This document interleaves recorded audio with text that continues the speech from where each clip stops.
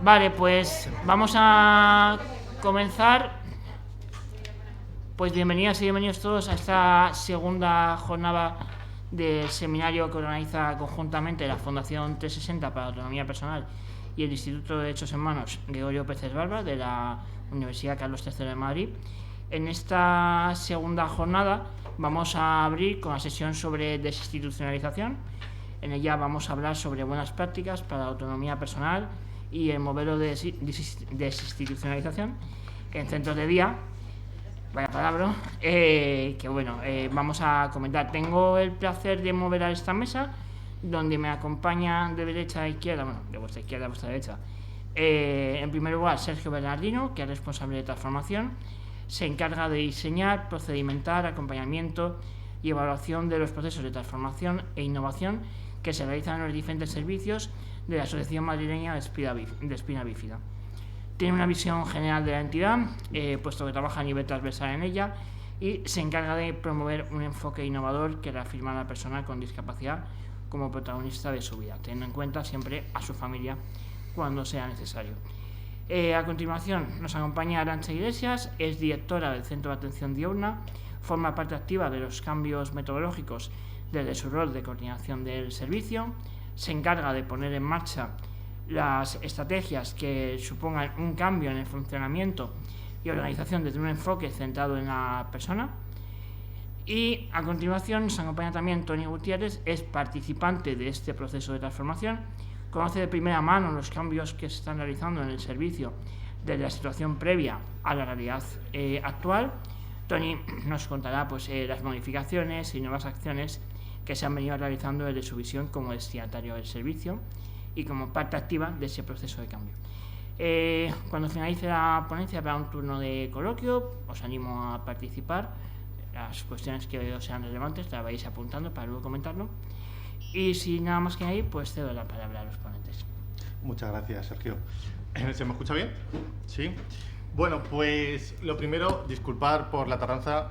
Hemos tenido un pequeño problema con el tema de aparcamiento, que al final parece que no, pero cuando necesitamos ir en furgonetas adaptadas y coches adaptados, al final es un pelín más complicado buscar espacios para poder aparcar. Así que disculpar porque hemos estado un tiempo dando vueltas, pero ha sido imposible.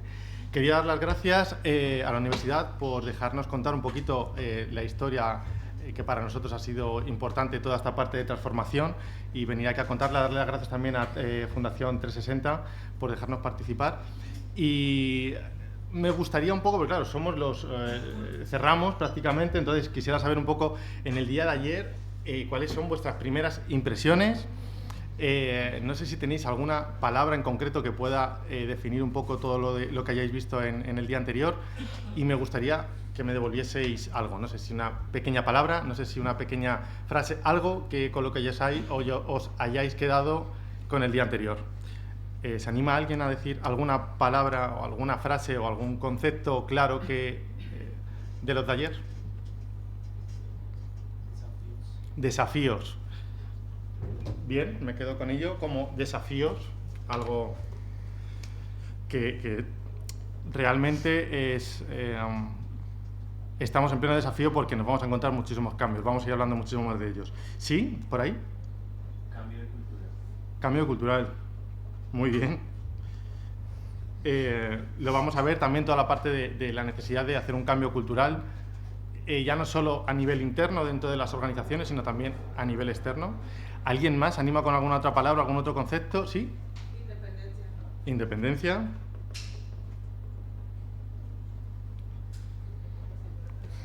Ok, ¿alguien más se anima, por favor? Estaría fenomenal. Transformación.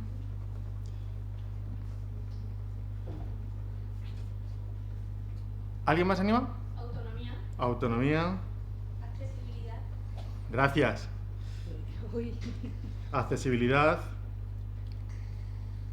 ¿Bien? Derechos humanos. Muy bien.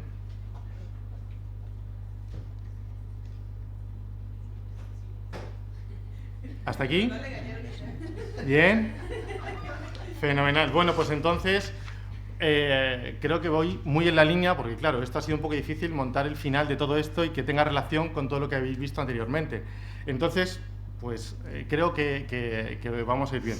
Lo que sí que necesitaría es algún guiño de alguien que si empieza a repetirme en algo que ya habéis estado viendo, estaría muy bien que me dijeseis, corta, pasa a lo siguiente, que hay que hacerlo. Bueno, pues esto es un poco lo que vamos a ver. Nos vamos a centrar un poco en la situación actual que estamos viviendo. Voy a intentar recordar que nosotros venimos en concreto del Centro de Atención Diurna, ¿vale? Vamos a hablar de un servicio en concreto dentro de una organización, ¿vale?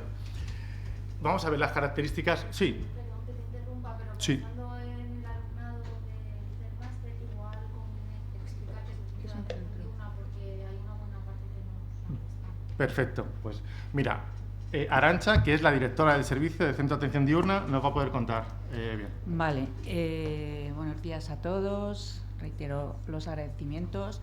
Pues a ver, un centro de atención diurna es un recurso que hay para personas con discapacidad en el que las personas que acceden a ese recurso pasan lo que es un día con un horario más o menos de 9 a 5 de la tarde y están haciendo pues distintas actividades, distintas cosas. Las plazas, este recurso es ofrecido por Comunidad de Madrid, entonces hay un pliego de condiciones que tenemos que cumplir todos los centros que tenemos plazas y bueno, pues luego vais a conocer cómo ha sido el cambio de cómo han sido hasta ahora los centros, lo que se hacía en los centros y cómo se está ahora trabajando en la mayoría de los centros con esto de la transformación. Son plazas concertadas, comen normalmente las personas en el centro, tienen servicio de rutas la mayoría de los centros y si tenéis más dudas... Bien, más o menos. Van a pasar el día, toda la mañana y bueno, es una parte también de estar ocupados durante el día con una lección y... Bueno, vamos a hablar más sobre el centro de atención diurna, no os preocupéis, ¿vale? Vamos a ver también elementos claves de la desinstitucionalización, la parte de la transformación del servicio que ha habido en el centro de atención diurna y cómo, ¿no? Cómo estamos haciendo ese cambio. Después de todo esto, tenía una pregunta que iba a meter como al final de esta presentación, pero me gustaría lanzarla ahora y si alguien se anima a contestarla como pueda, pues fenomenal, y si no, pues bueno, luego la podemos volver a sacar, Sergio, como una de las preguntas, y es, después de todo lo que hemos hecho en las organizaciones, en concreto AMEP apostó por el centro de día con una reforma de hace 10 años, donde se ha invertido un dinero importante. ¿Qué hacemos ahora con los centros de día? ¿Los tiramos? ¿Los rompemos? ¿Qué hacemos con ellos? ¿Se os ocurre ahora mismo qué podemos hacer con esos recursos que ya existen? ¿Qué hacemos con ellos?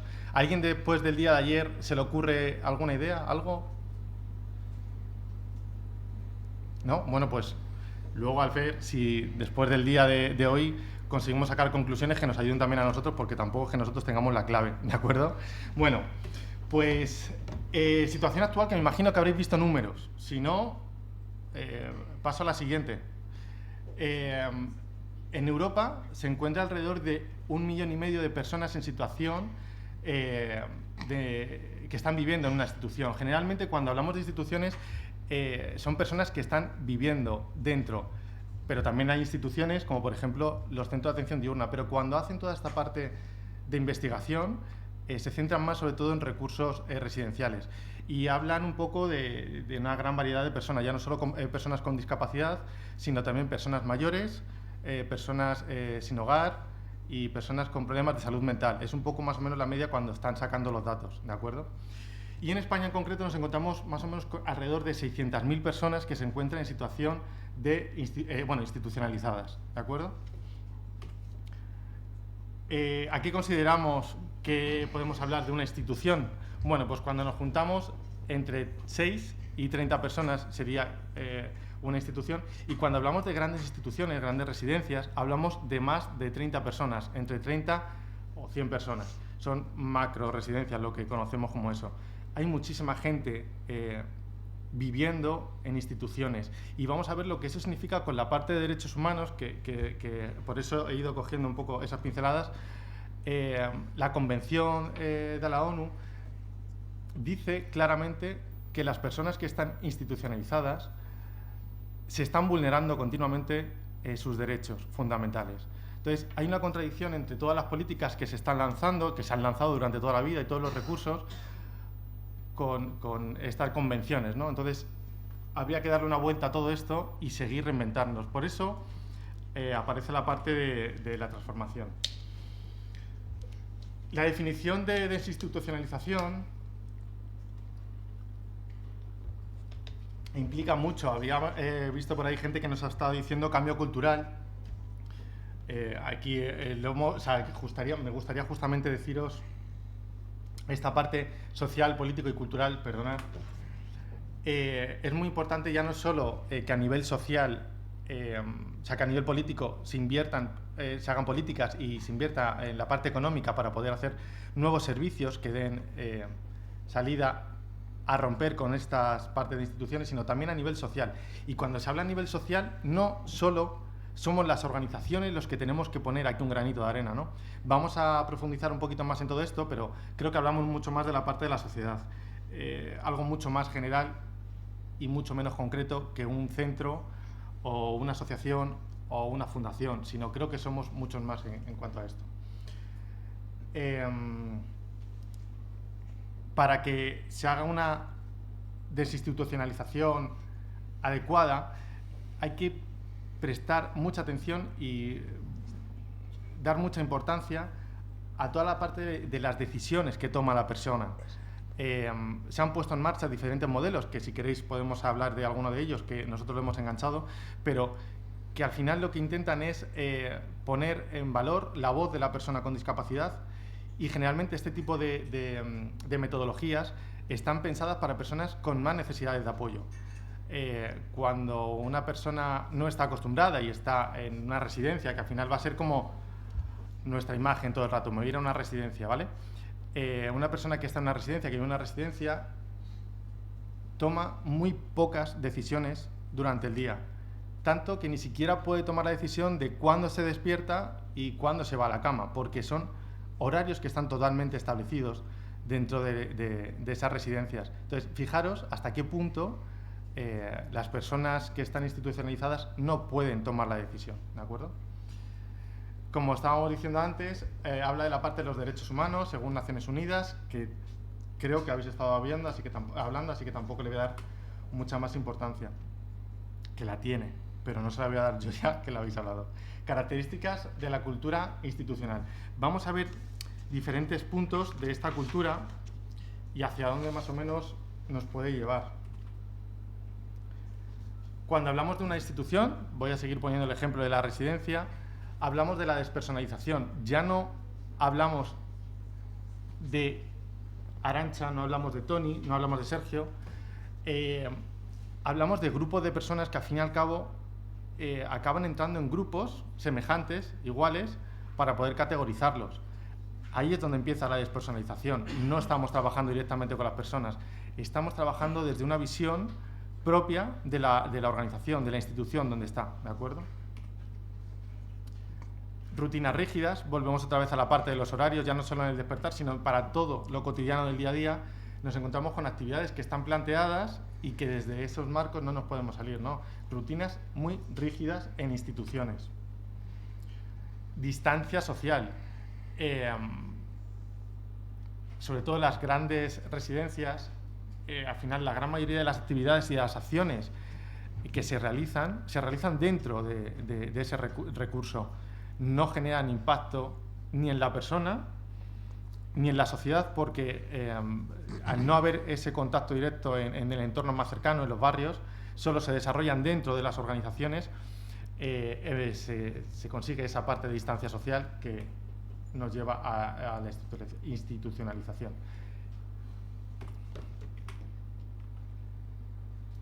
Durabilidad. Las personas que suelen entrar en este tipo de procesos de instituciones no suelen salir. Hay un tanto por ciento muy pequeño de personas que suelen salir de estas instituciones. Cuando entras en un recurso residencial, es muy raro que puedas volver a tu casa o a un piso tutelado o a una vivienda en comunidad, que sería lo mejor. Es muy difícil, una vez que se entra, poder salir de ello. Legitimidad.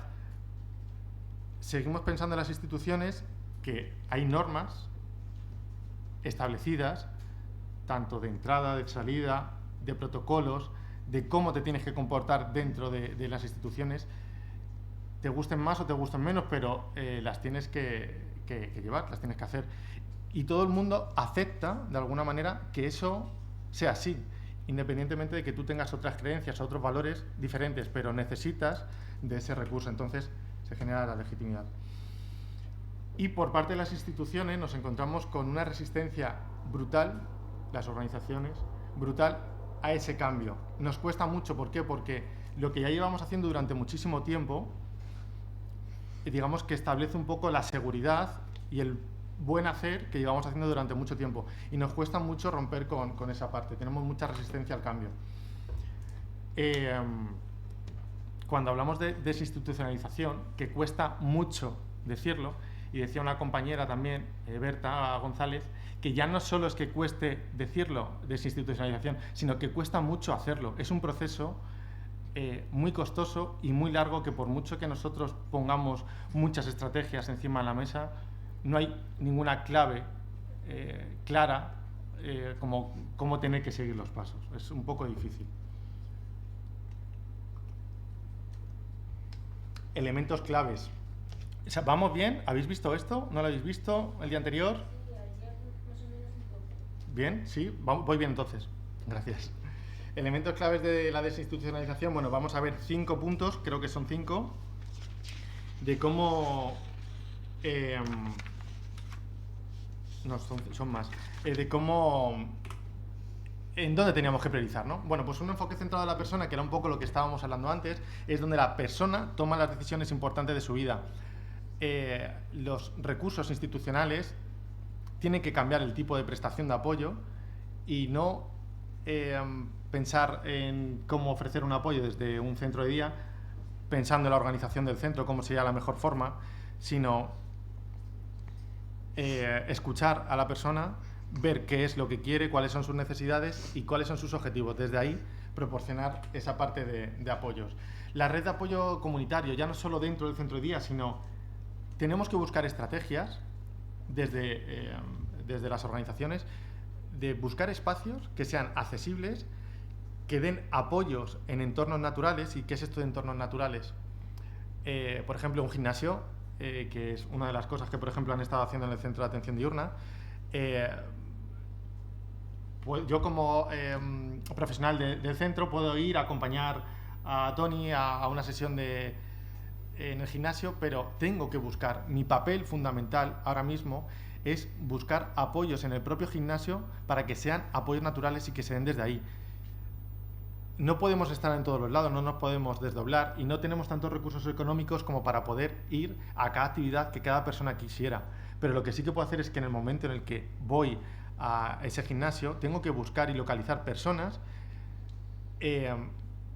que quieran comprometerse de alguna manera a este cambio social que hablábamos al principio, ¿no? Seguramente que pueda encontrar a Jesús en el gimnasio y me eche un cable y desaparezca ese apoyo mío con Tony y que vayan juntos tranquilamente al gimnasio. Hay que intentar buscar otro tipo de alternativas que no sean directamente, solo y exclusivamente desde los propios centros.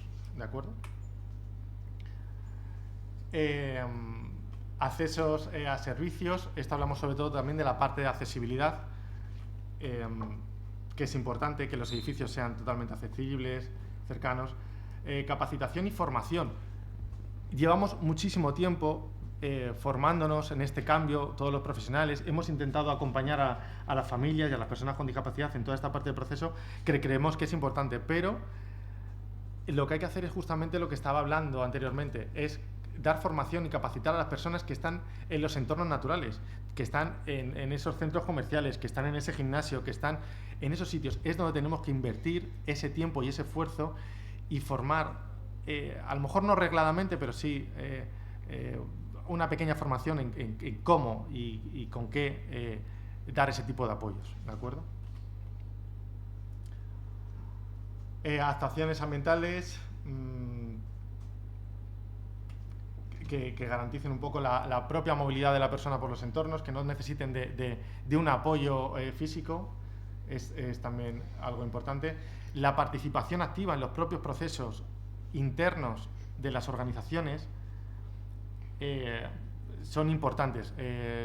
La gran mayoría de las veces antes tomábamos decisiones los profesionales desde una visión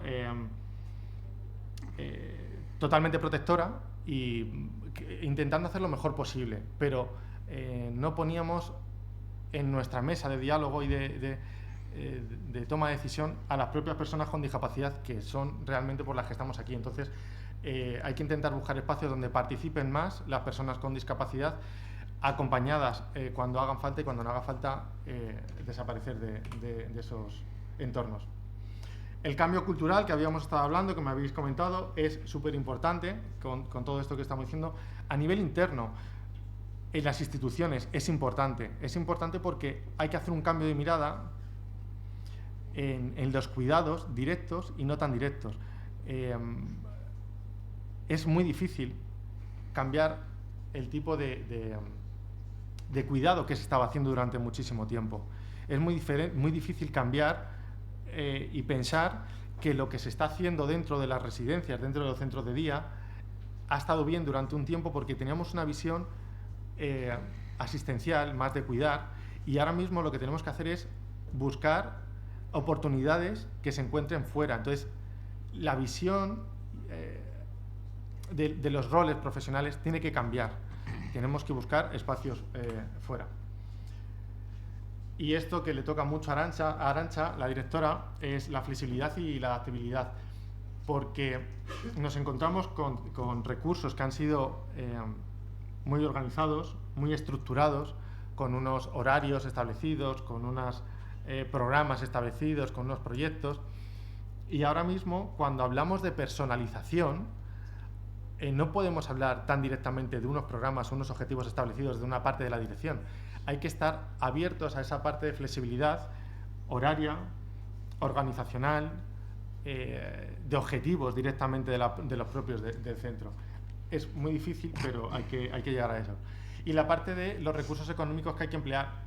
Ha habido muchísimo dinero empleado en esta parte de recursos, y esto es un poco una reflexión interna. Creo que hay que cambiar ahora mismo dónde poner el foco de los recursos económicos, que no significa que tengamos que dejar los recursos económicos para los centros de atención diurna y residencias, pero hay que intentar trasladar esta parte de los recursos fuera, a los entornos naturales, que los llamamos nosotros.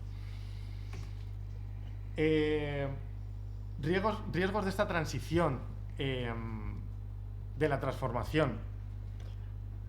¿Pensáis que con todo lo que habéis visto cuadran un poco estas preguntas? Entornos preparados, tenemos suficiente dinero, son los apoyos adecuados en la comunidad, ¿se podrán mantener los apoyos en el tiempo? Es decir, ¿puede Jesús eternamente estar en el gimnasio con Tony disfrutando los dos? Pues eso es muy difícil.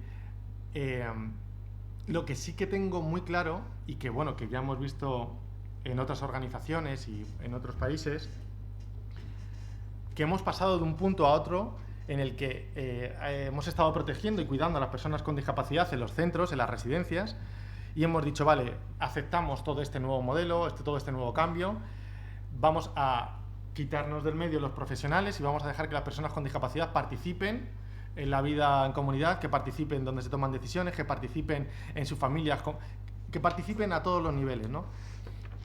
Eso nos lleva a un gran error, porque hay muchas personas que no están preparadas para esa toma de decisiones porque nunca han tomado decisiones en su vida, ni siquiera si tomo un café por la mañana o un simple vaso de colacao, ¿no?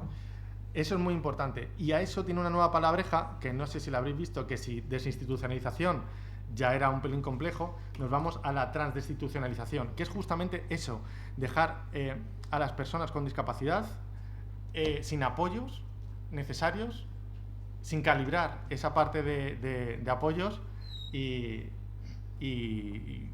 solos, ¿no? ante las nuevas situaciones. ¿Qué hacemos ahora con el centro de atención diurna? No sé cómo vamos de hora. Bien. ¿Bien? Bueno, pues vamos a mirar un pelín atrás de cómo hemos ido haciendo todo esto.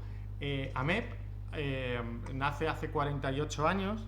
Ahora me toca hablar un pelín de AMEP porque me paga AMEP también, os digo, que es la Asociación Madrileña de Espina Bífida, y se creó con un conjunto de padres y madres que lo que estaban buscando era poder acompañar, llevar a sus hijos a los colegios de alrededor. Entonces, montaron una flota de autobuses que iban buscando a cada uno de los hijos y hijas para poder llevarlos a los colegios específicos, algunos y otros en concreto. Fueron los primeros adaptados, me dice Arantxa, que tengo aquí a mi compañera que me va colando. Fueron los primeros que estaban adaptados y fue algo muy importante y algo muy necesario para las familias. Se creó pensando justamente en dar solución a una situación. Si pensamos en transformación, obviamente nos hemos transformado. Ya no queda nada, absolutamente nada de eso, nada más que dos rutas. Una de las que llevaba yo hoy, que no he sabido dónde poder aparcar hoy, y otra que hace la ruta del Centro de Atención Diurna. Pero realmente el motivo por el que se creó la asociación ha cambiado por completo. Esto significa que hemos ido adaptándonos un poco a las necesidades que las personas con discapacidad y su familia se han ido encontrando. Y eso es importante. O sea, cuando hablamos de transformación no es algo que podamos decir, no, hemos empezado hace 5 años o 10 años. Es un cambio periódico intentando pues amoldarnos a las nuevas necesidades que podamos encontrarnos. ¿Qué hacemos ahora en el Centro de Atención Diurna? Bueno, pues vamos a seguir contando un poquito de dónde venimos, dónde estamos y hacia dónde vamos. No sé si habéis visto el tipo de... Bueno, esta es una imagen que seguramente que hayáis visto y si no, me vale muy bien para poder apoyarme. Cuando hablamos de diferentes modelos que ha habido en el transcurso de tiempo, en el que habla de la exclusión, de la segregación, la inclusión y la integración. Si alguien me pregunta a día de hoy en qué modelo estamos, me encantaría decir que estamos en un modelo de inclusión, pero realmente creo que es un modelo de integración.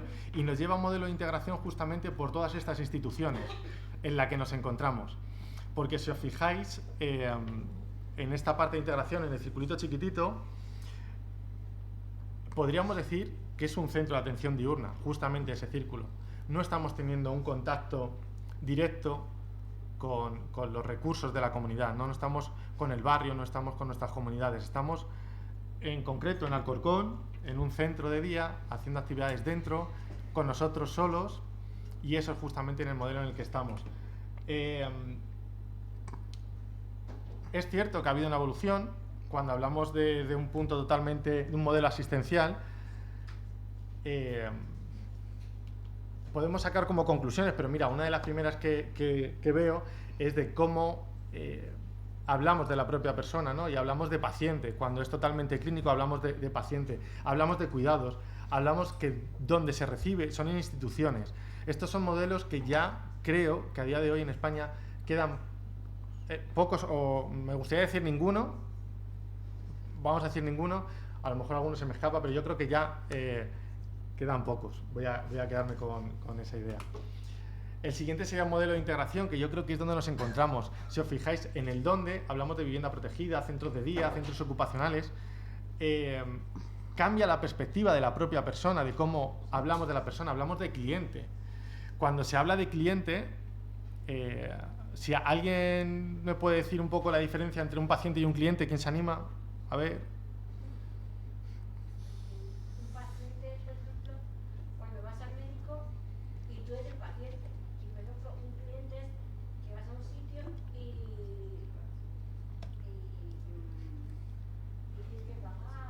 Recibes una prestación, ¿verdad? O sea, recibes un servicio, perdón. Exactamente. Al final pasamos a otro punto y decimos que las personas con discapacidad se pueden denominar como clientes porque vienen a recibir un servicio, ¿vale? Se les presta un servicio y cambia la categoría, ya no es de paciente, sino de cliente, que parece como que mejora también, ¿no? A nivel... muchas de las cosas que yo he ido diciendo en el centro y que creo que nos han acompañado es que el pensamiento nos lleva mucho a la acción. Y hablar de las personas y cómo hablamos de las personas es muy importante porque nos llevan a la acción. Hay una de las cosas que creo que ya hemos totalmente sacado, ¿no?, de nuestro vocabulario, pero hemos tenido durante mucho tiempo una forma de hablar que decíamos, llega la hora de que la gente se va a sus casas, venga, vamos a cargar la furgoneta. Y yo decía, digo, ¿con qué? ¿Con patatas? ¿Con pimientos? ¿Con qué la vamos a cargar? No entendía al principio que eso siguiese existiendo, pero es muy importante hablar de que las personas suben y bajan. No las subo ni las bajo. Y ese pensamiento nos lleva a la acción. Y es muy importante hacer ese cambio de mirada, de visión, que era un poco lo que estábamos diciendo antes. Ese cambio de cultura, de visión, es muy importante porque es lo que nos lleva a la acción, ¿de acuerdo? Y ya... Uy, que me salta una cosa.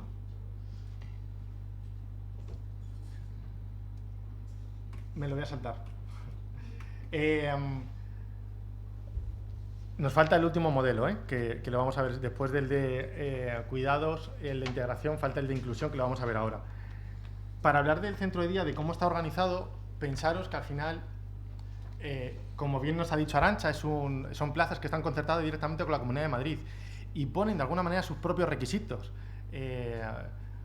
desde hasta los metros cuadrados que tiene que tener para poder darte no sé cuántas plazas, hasta los menús, el horario... El ratio profesional, es decir, muchísimas cosas vienen ya establecidos en el pliego, que al tener las plazas concertadas con la Comunidad de Madrid tenemos que cumplir. Entonces, es importante tenerlo en cuenta porque son los que nos pagan. O sea, no podemos obviar ese punto, ¿no? Entonces, hay que tenerlos en cuenta. Otro punto importante es AMEP, que es la organización donde nosotros estamos. Por mucho que un centro, un recurso institucional como el Centro de Atención Diurna, en el que dirige Arantxa, de alguna manera las directrices que se puedan dar desde la propia organización de la Junta Directiva, que ya tiene unos valores, una misión y unos objetivos como organización, tiene que hacer que encaje los de la Comunidad de Madrid entre los de la propia organización, entidad. De ahí pasamos a que el propio equipo técnico, los profesionales, tienen que seguir adaptándose dependiendo de lo que quiera la comunidad, de lo que quiera la Junta Directiva, de lo que quiera Arantxa como directora también, hacer un programa con unos objetivos claros, con todo esto, ¿no? Y por último, estamos hablando de la persona. Fijaros todos los filtros que tiene que pasar sin ni siquiera conocer a la persona que va a recibir un servicio, a cómo se tiene que amoldar. Esto había que darle la vuelta.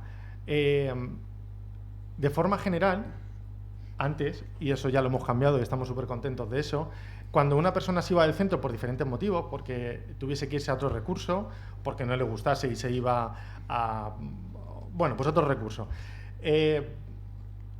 Ese hueco que dejaba, con esas actividades, con ese horario, con esos profesionales, el siguiente que fuese a entrar, entraba exactamente en ese espacio, en ese hueco, en ese horario, sin pensar absolutamente en esa persona, porque veníamos pensando cómo podíamos hacer funcionar lo mejor posible la organización, en este caso la institución.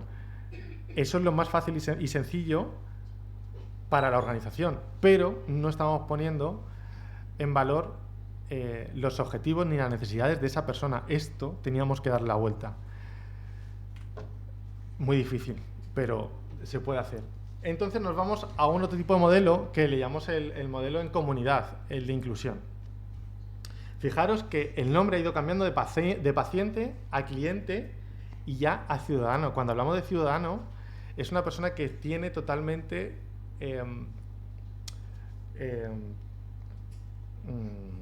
no sabría decirlo, todos los derechos, perdonad, es que estoy ahora mismo que me he quedado, todos los derechos como ciudadano. Puede hacer vida como cualquier otra persona y tomar las decisiones que quiera como ciudadano, ¿de acuerdo? ¿Dónde se dan este tipo de apoyos y recursos? Ya estamos hablando de las casas, de la escuela de empleo. Fijaros que no se habla de una vivienda protegida o de un piso tutelado, estamos hablando de las casas, de sus propias casas, prestando los apoyos necesarios para que pueda continuar en ellas, ¿no? Cuando se planifica, ya no se planifica desde una parte de cuidados ni de una parte de habilidades, que era un poco lo que veníamos haciendo anteriormente, sino hablamos de futuro, de cómo quieren que sean sus vidas, que sean vividas, que sean plenas en comunidad.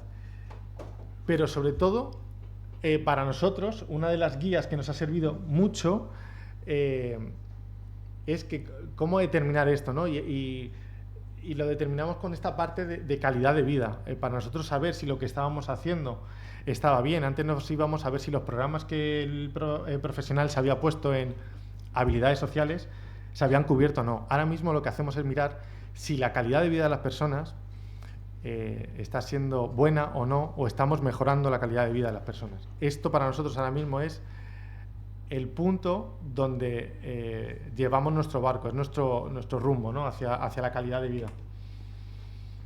Para transformar, ¿cómo vamos de tiempo, Sergio? Media hora. Media hora. Nos quedan todavía.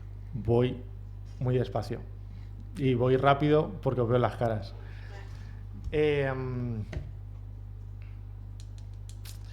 Dentro del centro de atención diurna hemos tenido que poner muchas estrategias en marcha, muchos programas para poder hacer un cambio en esta forma de trabajo de integración en centros y poner en valor las decisiones, los objetivos de las propias personas.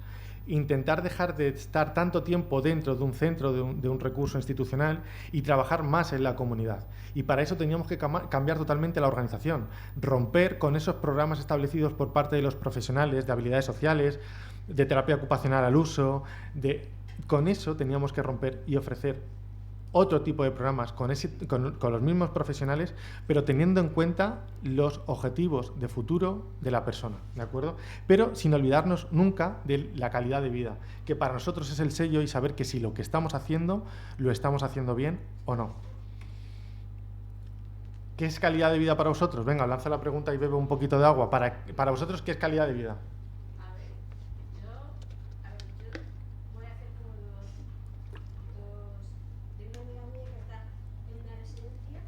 O sea, voy a hacer como dos partes, ¿vale? Yo he tenido una amiga que ya no es amiga porque está dentro de una institución. Está dentro de una institución porque ella ha querido, porque ella no vale andar, está con andador, yo tengo 49 años, ella tiene 50 y va con andador. Y fisioterapia y tal. Se le murió la madre hace año y medio, 2 años. Y ella va con andador por el miedo del COVID, que fue una secuela del COVID. Y miedo a caminar, y ella quería contratarme a mí para ser su cuidadora. Pero yo, por problemas personales en mi casa, no me podía haber ido a pagar a vivir con ella. O sea, que estás diciendo que para tu amiga la calidad de vida sería que tú estuvieses con ella como apoyo, ¿verdad? Claro. Vale, ok. ¿Alguien más se le ocurriría decir que es para alguien? Porque podía salir a la calle, podía ir a la compra. Yo, por ejemplo, yo soy discapacitada también, pero puedo andar, puedo salir, puedo trabajar, puedo estar con el ordenador. Ahora mismo estoy tutelada por la Comunidad de Madrid y quiero que la Comunidad de Madrid... Yo no quiero eso, ¿entiendes? Porque yo hasta hace 5 años era libre. Y te puedo lanzar la pregunta para ti, entonces, la calidad de vida, cuando decimos que tienes buena calidad de vida o mala calidad de vida, ¿podrías reflejarlo ante algo? Decir, ¿yo tengo buena calidad de vida o tengo mala calidad de vida? Ahora mismo estoy mal psicológicamente, porque estoy sin empleo y tal, pero yo hace 5 años tenía calidad de vida porque no estaba tutelada, no estaba con un trabajo más o menos estable de una baja de 1 año. Perfecto. ¿Cómo te llamas? Cristina. Muchas gracias, Cristina. O sea, que podríamos decir, Cristina, que para ti la calidad de vida se basa en uno de ellos, en la parte emocional. Parte emocional y también en la parte económica, tener un trabajo estable. Económica. Vale, pues me quedo con esas dos porque son importantes y es de una de las cosas que vamos a hablar. ¿Alguien más, cuando hablamos de calidad de vida, se anima? Bueno, hola. Gracias. A mí me parece que para la calidad de vida de las personas que están en instituciones podría ser que tuvieran derecho o posibilidad de intimidad. Porque me cuenta una persona que conozco en una institución que no tiene esa intimidad. Muchas veces está la puerta abierta, no puede explorar muchas veces pues cosas que tenemos todos como son impulsos sexuales, y también el derecho a decidir, por supuesto. O sea, que lo que habéis comentado, ¿no? Que te pongan un plato y que lo está texturizado directamente sin preguntarte que a lo mejor, oye, ¿puedo yo masticar esto? ¿No? Pero como es el protocolo, o sea, como sobre todo eso, autonomía e intimidad. Va muy en la línea. ¿A alguien se le ocurre también decir que es para uno mismo la calidad de vida? ¿Alguien se anima? que no hablemos de terceros, que está muy bien, que es justamente lo que vamos a ver, pero para alguien, ¿qué es calidad de vida? ¿Nadie se anima? Sí. Vivir tranquilo, fenomenal. Me quedo con eso, ¿eh? Para mí, por ejemplo, calidad de vida es pasar tiempo con mi familia. Me encanta pasar tiempo con mi familia. Para mí, eso es calidad de vida. Bueno, pues según la Organización Mundial de la Salud, calidad de vida implica la percepción que una persona tiene sobre su situación de vida en relación con su contexto, cultura, sistema de valores, sus objetivos, aspiraciones y preocupaciones. ¿De acuerdo? ¿Os acordáis de la pirámide de Maslow? Sí. Seguramente que la tengáis como súper reciente. Bueno, pues entonces no la voy a hablar mucho. Habla de esas 5 capas, dimensiones, que a medida que se va cubriendo una de ellas, se va pasando a la siguiente, ¿verdad? ¿Sí? Vale, bueno, pues nosotros, cuando hablamos de calidad de vida y personas con discapacidad, que para nosotros era muy importante tomar como rumbo, como punto de hacia dónde había que ir la calidad de vida, hablamos de 8 dimensiones de calidad de vida que Shalok y Miguel Ángel Verdugo nos han podido proporcionar bajo muchísimos estudios que avalan sus proyectos, con mucha evidencia científica, con muchísimos colectivos, no ninguno en concreto, sino muchos colectivos, hablan de 8 dimensiones de calidad de vida con preguntas diferentes en cada una de esas dimensiones, dependiendo del colectivo, en el que a nosotros nos sirve como termómetro para saber cómo a nivel institucional estamos funcionando y cómo a nivel individual por cada persona estamos o no dando el apoyo necesario para poder cubrir esas dimensiones de calidad de vida. Hablabas del bienestar emocional, pues aquí le tenemos, bienestar emocional. Hablamos de lo último de la parte de derechos, de la parte de intimidad, aquí también la tenemos. Hablamos de autodeterminación, que también ha salido, de la toma de decisiones. Para nosotros es una forma de poder medir que si lo que estamos haciendo, lo estamos haciendo bien o mal. Yo ya casi estoy terminando porque tiene que hablar Tony y Arantxa, que os estoy quitando todo el tiempo. ¿Cómo vamos a empezar ese cambio? Bueno, pues voy a presentar a Tony, perdonadme que me he liado mucho. Y Tony es participante del proceso de transformación. Conoce de primera mano los cambios realizados en el servicio desde la... bueno, creo que Sergio ya los haya presentado. Me lanzo, perdonad. Así que, Tony, te vamos a ir haciendo preguntas que te va a ir haciendo Arantxa, ¿de acuerdo? Vale. Y vamos a ir viendo.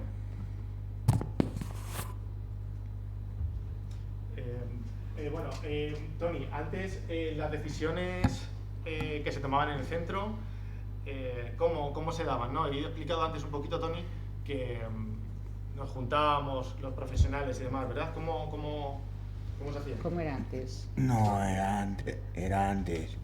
De la manera que algún profesional te decía lo que tenías que hacer o no, o dónde, o a qué hora eran todas las comidas y a qué actividad te tocaba hacer. Pues te decían la actividad que te tocaba hacer, y era esa actividad, pero ahora las actividades... Ahora. Perdón. Vale, ahora... ¿Cómo, ahora, venga, ¿cómo lo hacemos ahora, Tony? ahora las actividades te las eliges tú, las que tú quieres hacer. Uh-huh. ¿Y cómo las decisiones de toda la estructura del centro, cómo las tomamos? Las decisiones las tomamos en la asamblea. Muy bien. Para esta parte que se toman decisiones, me vas a permitir, Tony, Sí. que te voy a seguir haciendo preguntas, Dime. pero sí que es cierto que para llegar a esta parte de asamblea, que se juntan todos y toman decisiones, aportando, para llegar a ese punto hemos tenido que pasar un proceso en el que se hacía antes de otra manera. Tony, ¿recuerdas cómo lo hacíais anteriormente? Espérate, ¿cómo lo digo? A ver, ¿te acuerdas que empezamos haciendo grupos pequeños? Haciendo grupos pequeños y luego, ¿cómo se hacía? Claro, y en ese grupo... Te voy a ayudar, Tony. Os juntáis grupos pequeños, Sí, no sé si sí, llegas sí. a ver la imagen desde ahí, Tony, si No. no te voy contando. Son imágenes que aparecen en cinco grupos. Y aparecía algo de una hoja de trabajo. ¿Te suena algo de eso? ¿Te acuerdas? Sí. ¿Qué ibais haciendo en esa hoja de trabajo en los grupos? En esa hoja de trabajo... Ay. En esa hoja de trabajo... ¿Qué era lo que... Escribíais, ¿no? Escribíamos lo que gustaba, lo que no gustaba, lo que... Es decir, que escribíais un poco cómo os gustaría, cómo nos gustaría. qué os gustaría hacer, ¿no? Sí, sí. Y toda esa información, ¿qué hacíamos con ella? ¿Elegíamos a un?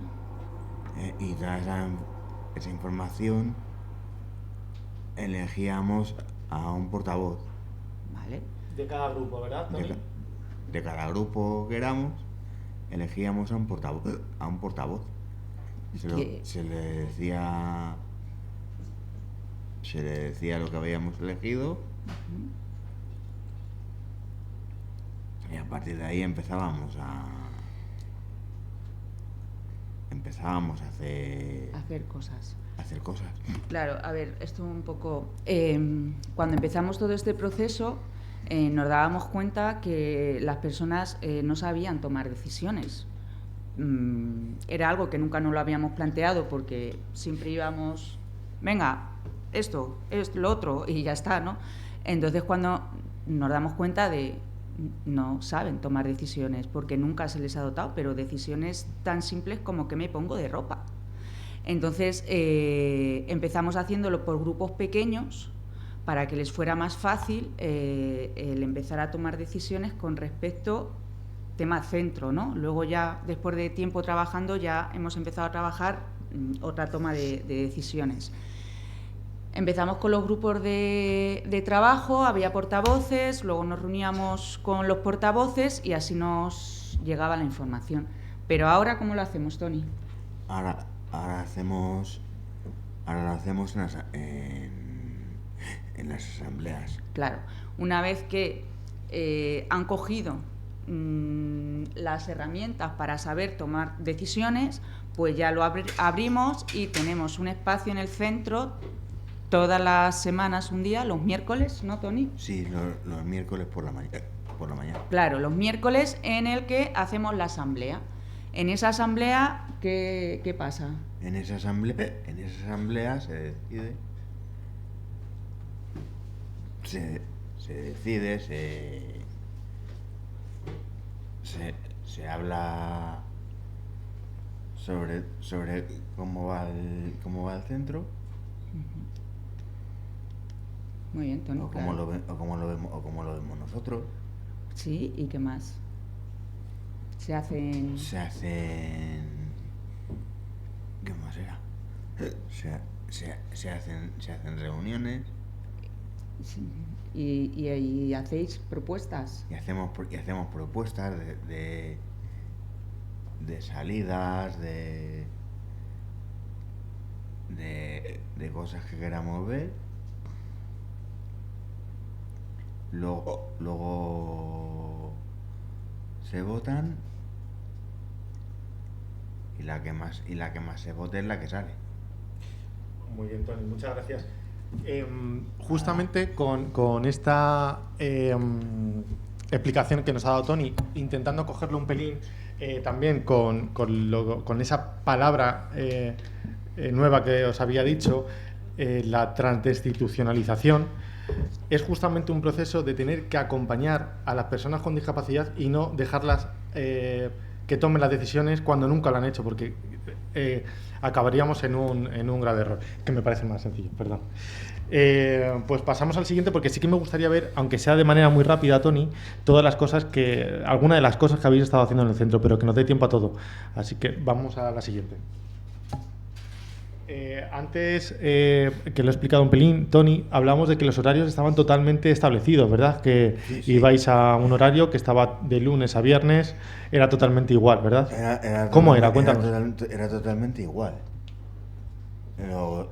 Lo que pasa que ahora hemos hecho el cambio otra vez. Hemos elegido Pero ahora, Porque ¿cómo trabajamos? antes- Ahora son...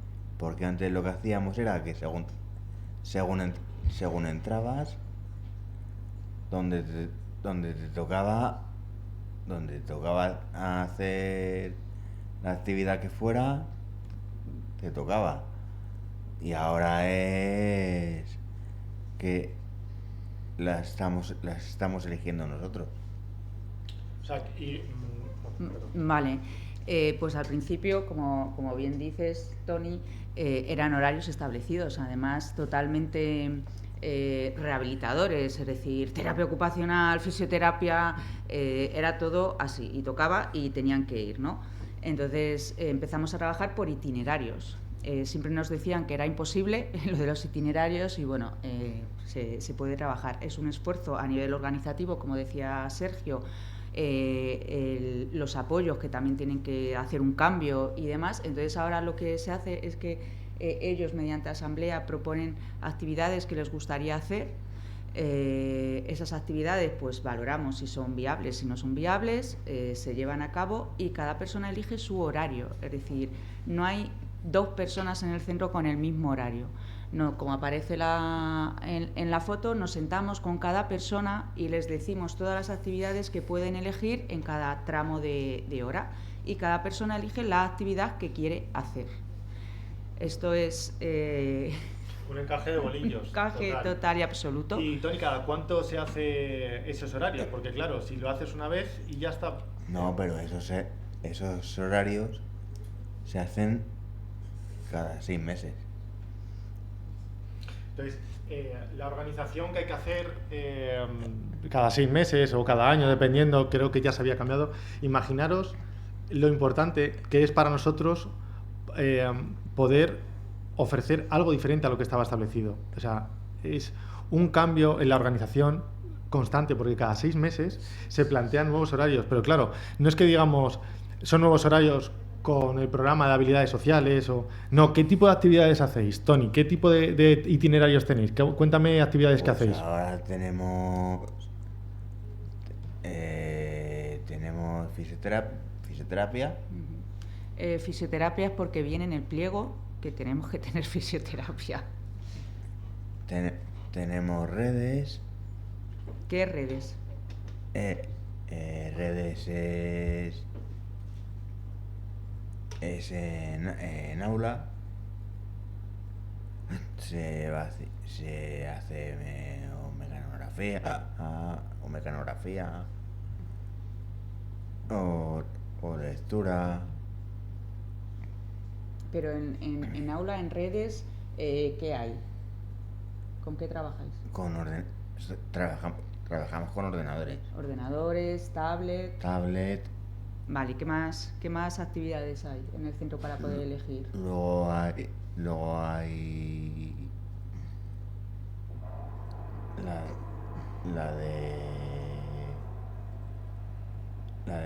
de terapia. Que ahí hacemos también o puzzles o... Esa es la de Lego. Sí. La de Lego, que hacemos también puzzles o con imanes.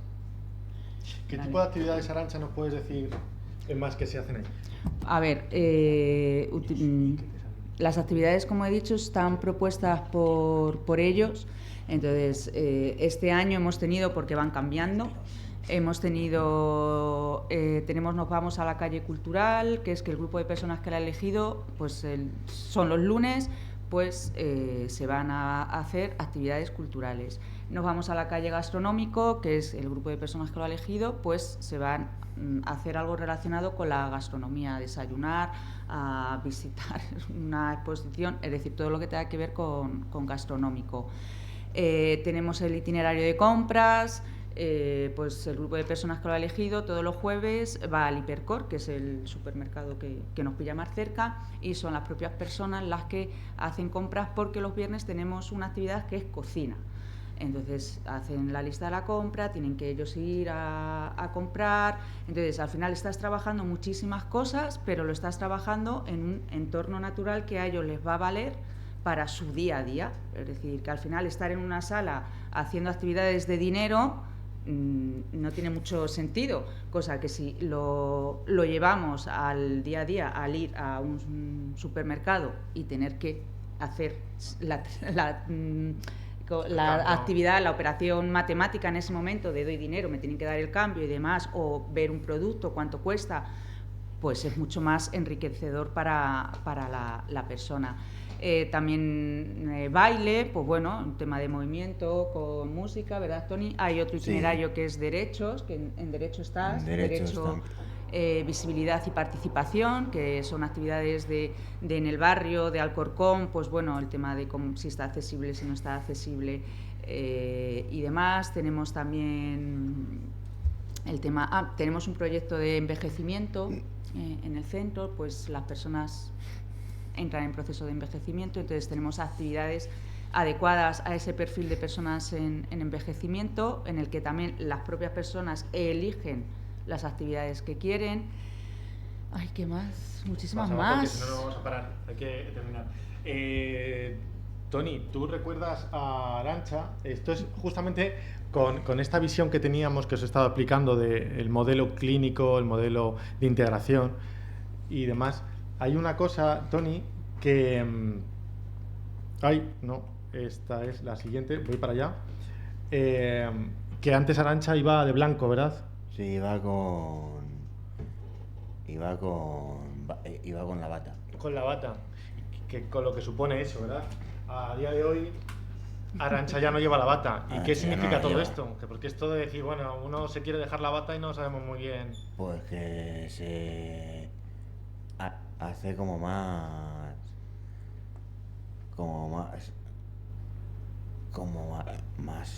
seguro, más confianza, más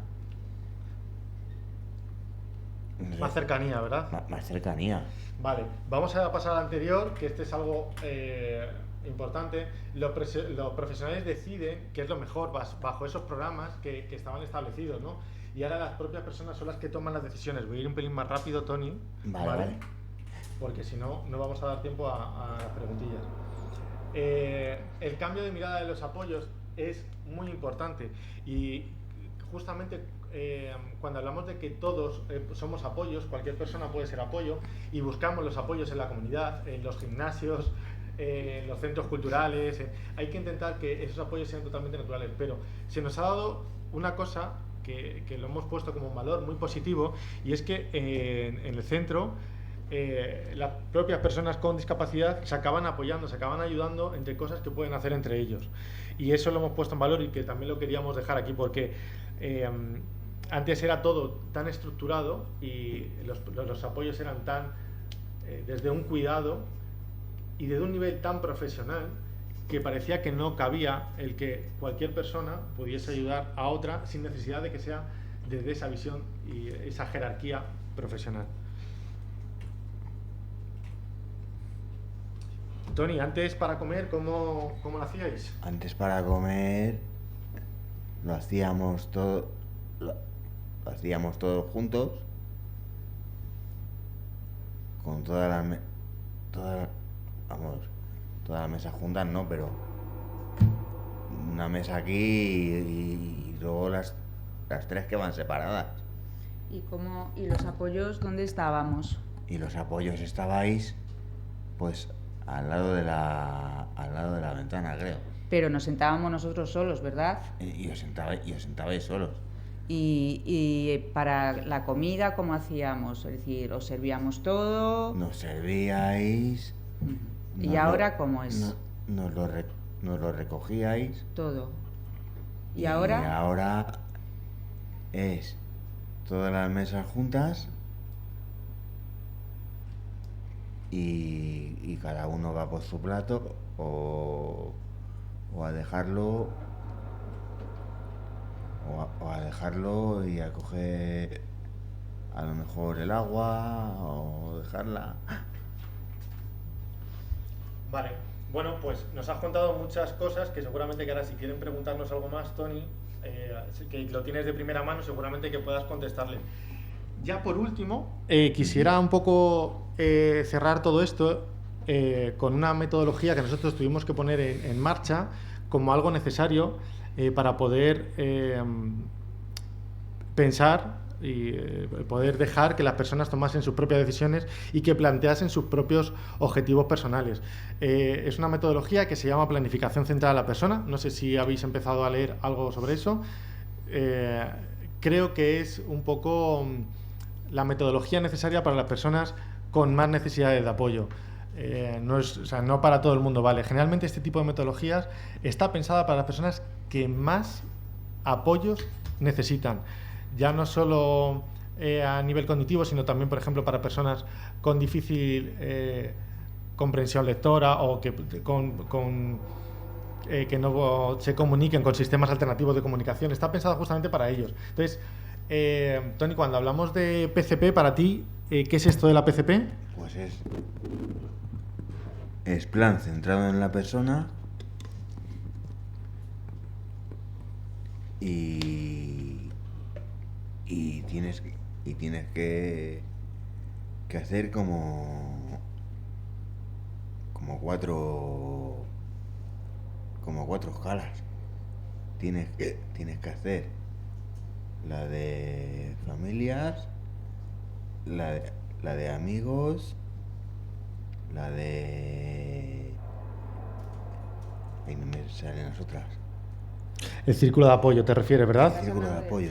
Sí, dentro de la propia metodología, Tony en concreto, pues bueno, tiene que buscar cuál es su red de apoyo natural que tiene, o profesional también, para saber que una vez que pueda marcar objetivos de futuro, saber identificar cuáles son las personas que están a su alrededor para que eso se pueda llevar a cabo con unos apoyos naturales o profesionales, dependiendo de cómo. ¿Y cómo ha cambiado entonces? ¿Cómo trabajábamos antes, Tony, y ahora en relación a eso? ¿Se te ocurre algo así que puedas decir rápido? No, antes no se hacía PCP. Antes no se hacía. Antes no se hacía PCP. ¿Y entonces cómo se hacían los objetivos? ¿O cómo funcionaba eso? ¿O no sabían nada de objetivos? Antes no sabíamos nada de objetivos. ¿Y ahora quién marca los objetivos, Tony? Ya los objetivos los marcamos nosotros.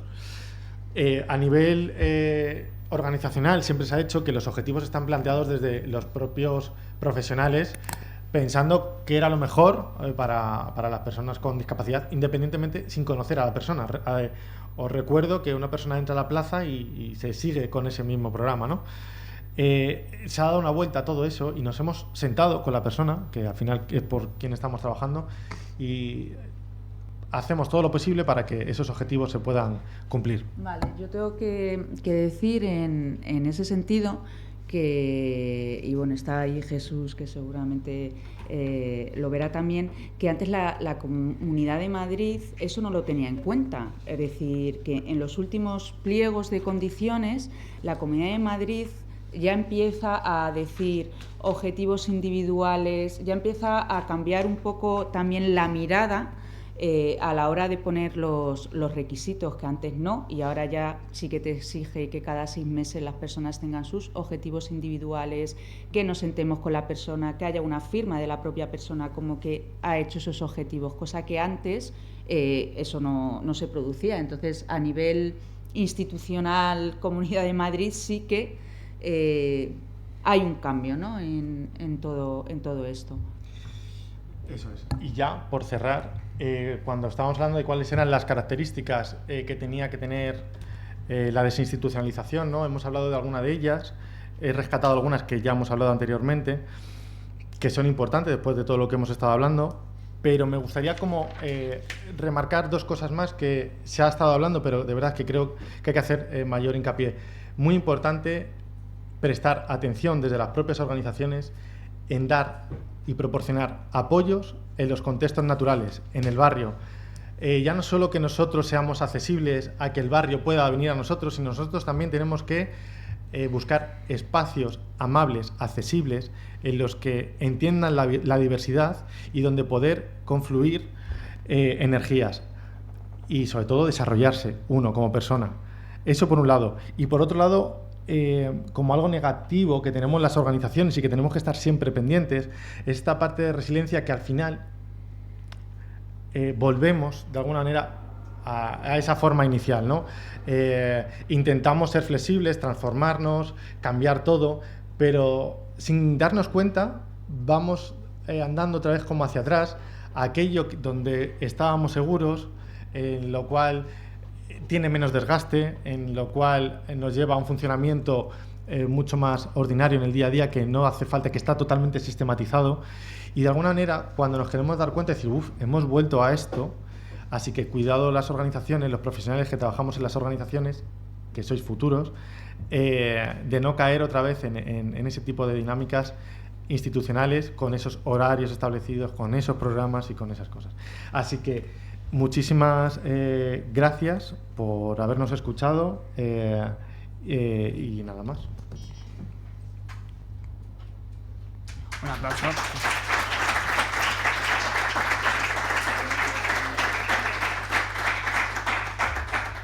Pues Sergio, Arantxa y Toni, gracias a vosotros, porque de una forma muy sintética y muy ilustrativa nos habéis narrado muy bien cómo ha sido ese proceso de transformación, ¿no? Se abre el turno de preguntas, os animo a participar. Esta oportunidad que tenéis de tener a 3 personas con esta gran cantidad de conocimiento, fruto de la experiencia de día a día, pues os animo a que lo aprovechéis. Así que nada, vais levantando la mano y vais tomando la palabra. ¿Al fondo? ¿Sí? Hola, una pregunta para Toni. ¿Eres más feliz ahora con este nuevo modelo o preferías el anterior? Gracias. No, prefiero este. ¿Por qué prefieres este? Prefiero este porque ahora voy eligiendo yo lo que quiero hacer o lo que no quiero hacer. O lo que no quiero hacer. Hay una de las cosas, Toni, que permite que les cuente, que cuando hablamos de esta metodología de planificación centrada en la persona, cuando hemos hablado de ese red de apoyo, círculo de apoyos, hemos hablado de la familia. La familia toma un papel fundamental para las personas que más necesidades de apoyo tienen, porque ayudan a tomar las decisiones y a acompañar a las personas en el propio proceso en sí. Ese cambio metodológico y de visión que tiene que tener la familia es fundamental y hay que acompañar a las familias, porque la persona con discapacidad deja de ser un miembro más pasivo de la familia y empieza a tomar un papel mucho más activo, donde los gustos y preferencias prevalecen también sobre parte de la familia y se toma en cuenta que a lo mejor el que quiera ir más o menos al pueblo es importante porque le puede hacer más o menos feliz. Entonces cambian estructuras familiares y hay que acompañar también a las familias en este tipo de cambios. Cuando empezamos todo este proceso, las familias tuvimos que tener muchas reuniones con ellas, es decir, intentar también desestructurar un poco su cabeza a cómo se estaba trabajando, porque claro, de nada sirve que tomen decisiones en el centro si luego llegan a su casa y bueno, pues les ponen el café sin preguntar si quieren o no quieren. Sí que es verdad que la experiencia es que se ha generado polémica, es decir, que sí que ha habido, pues claro, una vez que empoderas a una persona, ya está empoderada, entonces llega a su casa diciendo, ole, que yo no quiero el café, que prefiero colacao. Entonces sí que es verdad que el trabajo también es con las familias, de transmitirles que al final son personas y que tienen también poder en la familia para decidir y demás. Entonces las familias siempre tienen que estar apoyándonos para hacer todo este trabajo. Es que ya solo con el punto de ser escuchados dentro de la familia, tú imagínate cómo puede marcar la diferencia para una persona. Creo que es muy importante y muy buena la pregunta porque da reflejo a lo que estaba diciendo Toni. Nada más. Carmen, aquí delante... bueno, también solo te importa que hay una persona que ha dado... Hola, buenos días. Mi nombre es Ángela. Yo quería hacer una pregunta porque, bueno, ustedes hablaban de la importancia de la toma de decisiones, que era enfrentarse a personas que no, en sus contextos, nunca habían tomado decisiones y que esto era un proceso, era acompañarlos en la toma de decisiones. La idea de este modelo, o la idea es avanzar a un modelo en el que ellos puedan tomar decisiones de manera autónoma, y cómo han pensado ustedes ese proceso de continuar avanzando como en esa autonomía frente a las decisiones, pues que creo que es muy importante en este tipo de procesos.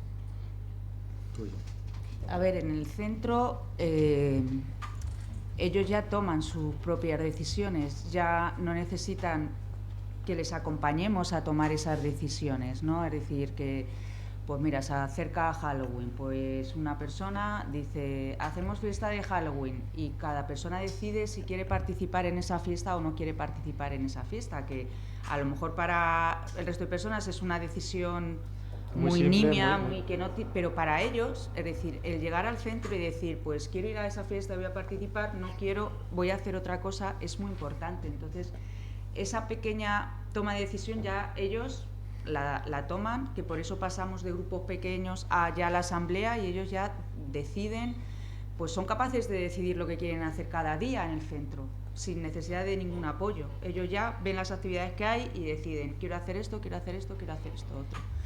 Ya en su familia, ya en el día a día, fuera de lo que es el centro, pues ahí ya es un poco más complicado. Sí, es cierto que en la parte de la metodología de PCP, la planificación centrada en la persona, habla de objetivos de futuro que a nivel que se van cumpliendo o se descartan, porque a lo mejor uno de mis objetivos puede ser ir al gimnasio todos los días, pero a lo mejor llego como a la mitad de conseguir eso y digo, pues es que ya no quiero ir yo al gimnasio, yo lo que quiero en mi vida ahora mismo es apuntarme a bailar o estudiar algo que... Entonces, bueno, van cambiando los objetivos de las personas. Con este tipo de metodología, a nivel que se van cumpliendo o vas descartando objetivos de tu vida, se plantean nuevos, ¿vale? O sea, es algo continuo, no es algo que tú establezcas unos objetivos cuando entras a un recurso o a un servicio, sino que es algo que se da continuamente en tu vida y que tú, de alguna manera, estás revisando eso para saber si lo quieres o no lo quieres. No es algo que se guarde en el cajón, vale, ya tengo tus objetivos, te lo guardo, que no son nuestros, que es muy importante, que al final pensamos que el que acompañemos, en este caso a Tony, a elaborar sus objetivos personales, yo como profesional soy quien los guardo, y no es así. Los objetivos son de Tony, Tony los guarda, Tony decide cómo, cuándo y por qué nos juntamos, ¿no? Y eso también es muy importante. Es de él, no es mío. Carmen. No sé si va yo primero, pero bueno, solo dos preguntas. Una, en relación con algo que explicabas y que ponías en la presentación, que me resulta un poco... me resulta un poco chirriante, no en tu presentación, sino el modo en el que nos referimos a las personas que reciben servicios. Por ejemplo, yo colaboro con un comité de ética en un hospital y para el personal sanitario, la gente que va ahí somos pacientes, pero cuando tratan de decir, bueno, no es paciente, hay una agencia, entonces nos convertimos en usuarios. Que yo no quiero ser usuaria de mi médico. Tampoco quiero que los estudiantes, que son usuarias y usuarios del servicio público educativo, sean usuarios o clientes, vamos, lo mismo. Entonces, no sé, ¿no? Si podríamos pensar y tal vez inventar una palabra que refleje la idea de ciudadanía, que me parece que un poco es lo que estamos ejerciendo derechos. No soy usuaria de la libertad de expresión, por ejemplo, ¿no? Entonces, no sé si podemos darle una vuelta a esto. Y luego una duda. En relación con la metodología de atención centrada a la persona, la duda es por qué la atención centrada a la persona se refiere a las personas con más necesidades de apoyo, porque en realidad todas las personas recibimos atención y me gustaría que cuando recibo una atención, esa atención se centre en mí, que tengo necesidades de apoyo, pero igual lo resuelvo de forma informal, no necesito que haya un documento. Entonces, estas dos cosas. Vale, bueno, pues justamente con esa parte que hablábamos, ¿no? de usuario, paciente, creo que está muy bien. Y que justamente esa reflexión que estabas diciendo, ¿no? Es que yo no quiero que me llamen o que piensen desde la parte paciente del usuario, ¿no? Porque al final lleva connotaciones en las que implica que tu papel es pasivo, que tú no formas parte de lo que está pasando. Entonces deja de alguna manera a la persona sin la capacidad de formar parte activa de esos procesos. Por eso es muy importante cambiar esa terminología. Intentamos nosotros, yo creo que ya en ninguno de los informes, ni a la hora de hablar, ni nada, utilizamos usuarios, ni usuarias, ni pacientes, Dale. Toni, en el centro, ¿cómo nos denominamos? ¿Qué somos? Como personas. Sí, pero ¿cómo nos denominamos normalmente? Y luego somos compañeros. Nosotros la terminología que utilizamos en el centro es que somos compañeros, todos y todas. Es decir, entonces las asambleas, venga compañeros, compañeras, vamos a ver qué hacemos. Un poco también ligado a lo del tema del estatus. Horizontalidad total, es decir, somos todos iguales dentro que, hombre, indudablemente uno es la directora, otro es el fisio, ¿no? Pero que a la hora de las dinámicas y de todo, ¿verdad? Al final, pues todos somos todos, que eso lo hemos dicho muchas veces. Sí. O sea, en la imagen que aparecía Arantxa con la bata y sin la bata justamente iba a eso, ¿no? A dejar de esas jerarquías que de alguna manera están impuestas, y justamente cuando más jerarquías hay es cuando más se pueden establecer ese tipo de nomenclaturas para diferentes personas, ya sean usuarios, pacientes, directores, directoras. Y es muy importante irnos a esta otra terminología en la que al final hablamos de ciudadanos, de ciudadanía, de poder ejercer tus derechos libremente, y justamente yo creo que es un poco a donde hay que ir, intentar quitarnos eso, esas palabras. Y luego, por otro lado, la parte de PCP, obviamente yo cuando voy a un sitio decido cómo ir, dónde ir, con quién hablar, con quién no hablar. Si hay algo que no me gusta, lo voy a decir con todo el respeto, por supuesto, si quiero participar o no quiero participar, porque lo he hecho desde que me han enseñado mis padres poquito a poco, y a medida que he ido pudiendo tomar elecciones en mi vida, las he ido pudiendo poner en práctica.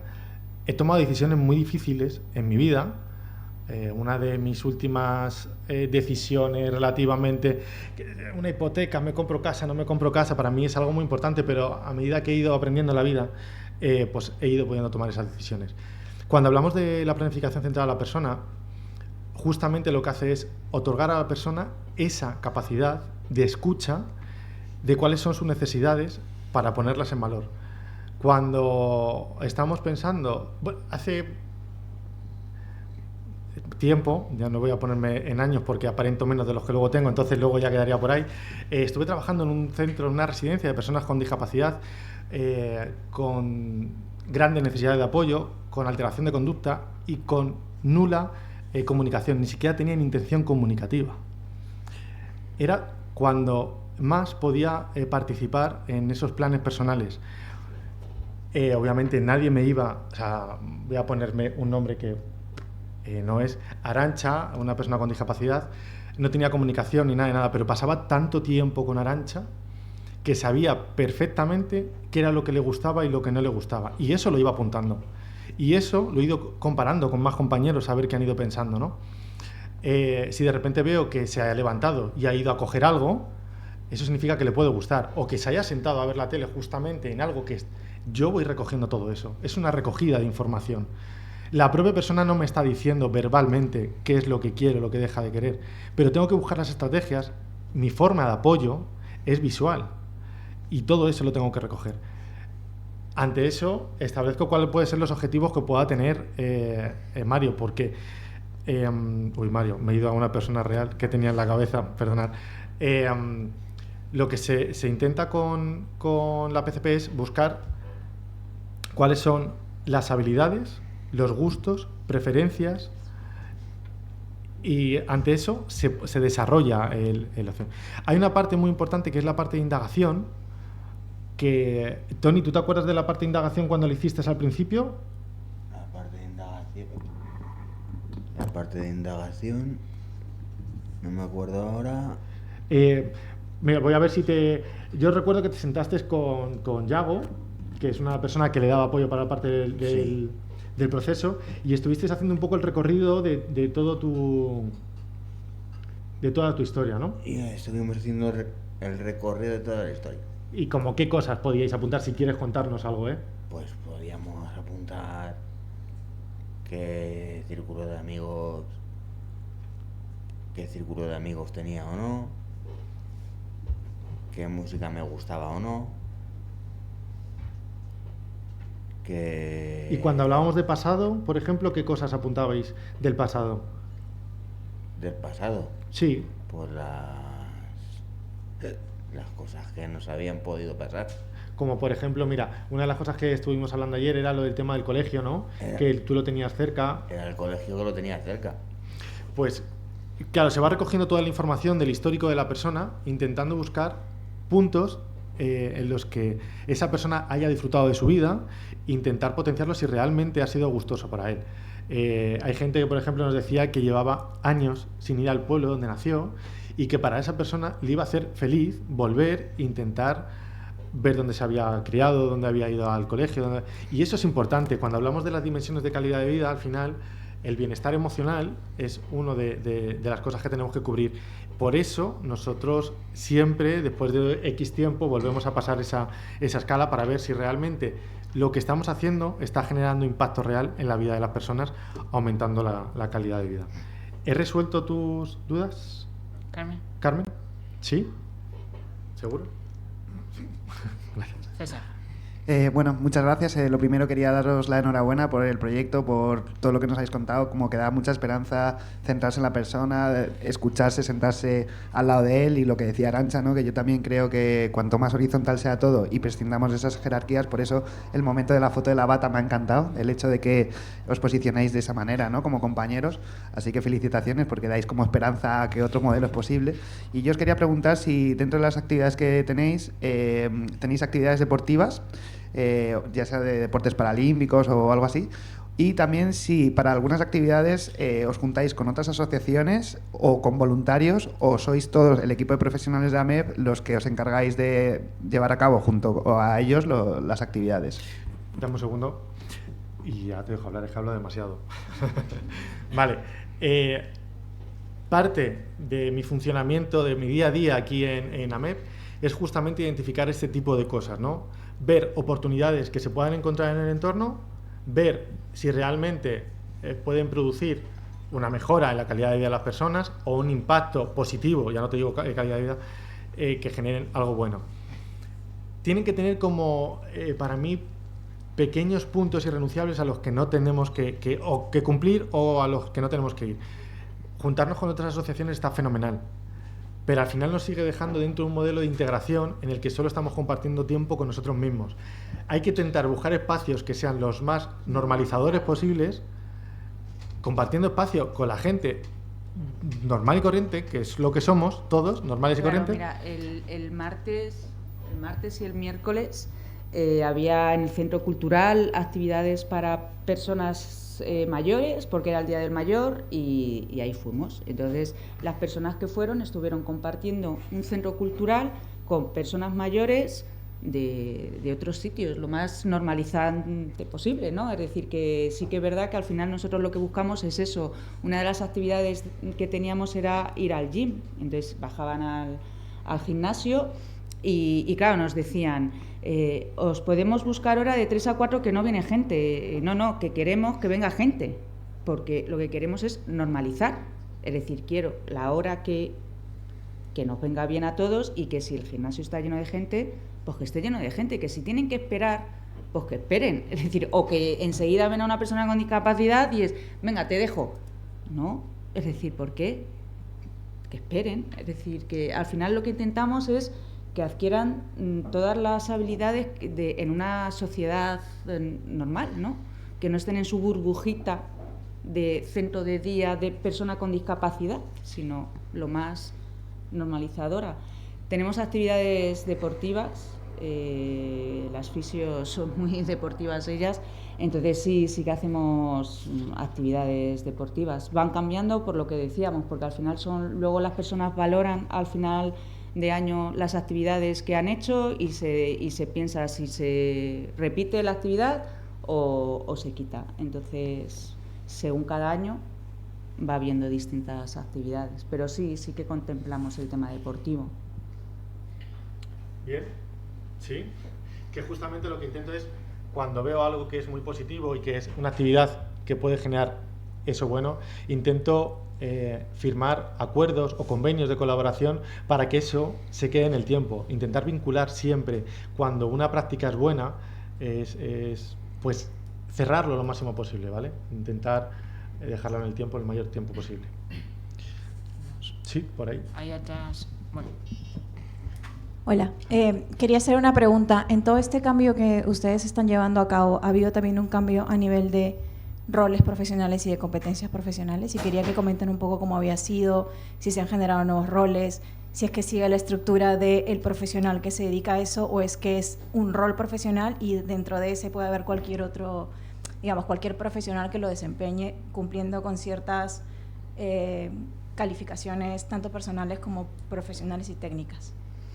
A ver, el cambio se ha producido, a ver, no de rol profesional, porque al final somos profesionales, es decir, la persona fisioterapeuta es fisioterapeuta, terapeuta ocupacional, trabajadora social, psicólogo, es decir, que al final, pero lo que se ha cambiado es cómo nos dirigimos y cómo nos comportamos hacia las personas. Al final todos somos, pues eso, compañeros, ¿no, Tony? Todos estamos en el mismo rol, que indudablemente luego tenemos la impronta profesional.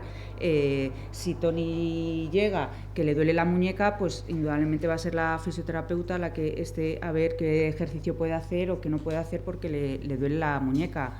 Terapia ocupacional, pues es que ya no es el rol de la terapeuta ocupacional de vamos a trabajar la motricidad fina metiendo arictos, sino que vamos a hacer construcciones de Lego, que me gusta hacer Lego porque he hecho una actividad, un puzzle, y ahí estás trabajando, atención, estás trabajando motricidad fina. Entonces sí que se cambia un poco la forma, ¿no?, de llevar esas disciplinas, es decir, es mucho más cercano a la persona y buscando siempre una utilidad en su día a día, el tema de las compras que decíamos, pero indudablemente profesionales somos, pero de otra manera, ¿no? Dentro de la organización ha costado mucho ese cambio de mirada, claro, mucho. Los apoyos, es decir, ya, por ejemplo, no nos denominamos profesionales, nos denominamos apoyos. Estamos ahí para apoyar y acompañar a las personas. Al principio fue muy complicado, es decir, yo que soy trabajadora social, ¿quién me va a decir que no? ¿Cómo voy a cambiar? Costó mucho, pero gracias a mucha lectura, mucha formación, pues hemos logrado, y sí que es verdad que actualmente todo el equipo profesional que tenemos pues está en esto, y después de trabajo hemos conseguido esta horizontalidad total que tenemos. Un pelín más con respecto a la metodología de la PCP, sí que establecen diferentes perfiles, no profesionales, pero sí perfiles de cómo apoyar o qué acciones puede realizar para ayudar a las personas con discapacidad. Así como algo rápido, hablamos de coordinadores de apoyo, que son las personas que están realmente con la persona. Hablamos de facilitadores, que son gente que facilita que todos los procesos que se puedan dar, espacios, localizaciones, el contacto con la familia, ¿no?, se puedan dar. Y también el facilitador lo que hace es asegurar que lo que se está estableciendo, los objetivos, son coherentes, que siguen una misión clara y unos objetivos claros para poder apoyar a la persona, ¿no? Generalmente suelen ser los psicólogos y los trabajadores sociales, ¿vale? Porque lo tengáis en cuenta. Y sí, hay diferentes perfiles dentro de la planificación. Vamos con las últimas preguntas, el compañero y luego la compañera y cerramos. Vale, gracias. Bueno, buenos días nuevamente para todos. Uno de los elementos que más aportan a la calidad de vida, o mejor dicho, la calidad de vida, tiene como eje básico el tema de la dignidad de la persona. Es decir, usted lo decía desde el inicio, el enfoque centrado en la persona. Y desde un diálogo de derechos, pues es ineludible anteponer ante todo la dignidad humana del ser. Y dentro de eso, pues hay muchos elementos que naturalmente dignifican al hombre. Y uno podría decir, bueno, ¿cuáles son esos elementos para calidad de vida? Vivir bien, tema de condiciones, vivir como se quiere, que me pongo, que no, esas decisiones tan importantes del día a día, y un contexto importante de vivir sin humillaciones. Pero dentro de todos hay algo que dignifica mucho el ser, y es el trabajo, y lo decía la compañera atrás. El trabajo es un elemento que dignifica a las personas. Trabajar no es solamente un tema de ir a desempeñar X o Y función, porque finalmente el trabajo también hay una correlación en cuando voy, cuando vengo, con quienes interactúo, quienes conozco en el entorno laboral, etcétera, que además me sirve para el crecimiento personal y profesional. Respecto de ello, quisiera preguntarles si dentro de estos centros de día ¿qué rol mejor desempeña también el contexto de la formación laboral para la reinserción laboral, dado el valor de la diversidad funcional para las organizaciones? Porque en muchas ocasiones hablamos mucho sobre el tema del fortalecimiento y uno va a ver las organizaciones y son muy poco diversas, demasiadamente poco diversas. Y a veces esa diversidad funcional permite también generar otros diálogos en las organizaciones que son supremamente valiosos. Entonces, ¿cómo conectar, cómo hacer ese puente entre los centros de día y las empresas? O si las empresas van y buscan, preguntan, venga, tenemos estas plazas, tenemos estas posibilidades, si se podría generar esa interacción o cómo generar esa interacción. Dentro de ese que se dice, ¿para dónde vamos o qué hacer dentro de un futuro? No sé si me ocurre, gracias. Vale, pues gracias. O sea, no se puede. A nivel de centro de día, el recurso como tal, no hay esa posibilidad. Existe otro recurso que son centros ocupacionales o centros especiales de empleo, que ahí sí que pues hay conciertos con empresas para tema de trabajo, pero lo que son centros de día para personas con discapacidad física, que es de lo que estamos hablando, no hay esa posibilidad. ¿Pero dialogan, perdón? Sí, dialogan con él. No, porque el perfil de las personas son personas que tienen muchas necesidades de apoyo y que sería muy difícil el poder acceder a ese mercado laboral. Entonces, los centros de día no tenemos esa misión ni se hace porque no se puede hacer. Sería el recurso de centro ocupacional o centro especial de empleo, que eso sí que se hace eso. El centro ocupacional, por ejemplo, las personas con discapacidad física no se contempla. Desde la Comunidad de Madrid no hay plazas. Para discapacidad intelectual sí. Lo que sí que hacemos, porque en la cartera de servicios que tiene la comunidad, hasta ahí no sé si en otras comunidades podría haber, pero aquí no.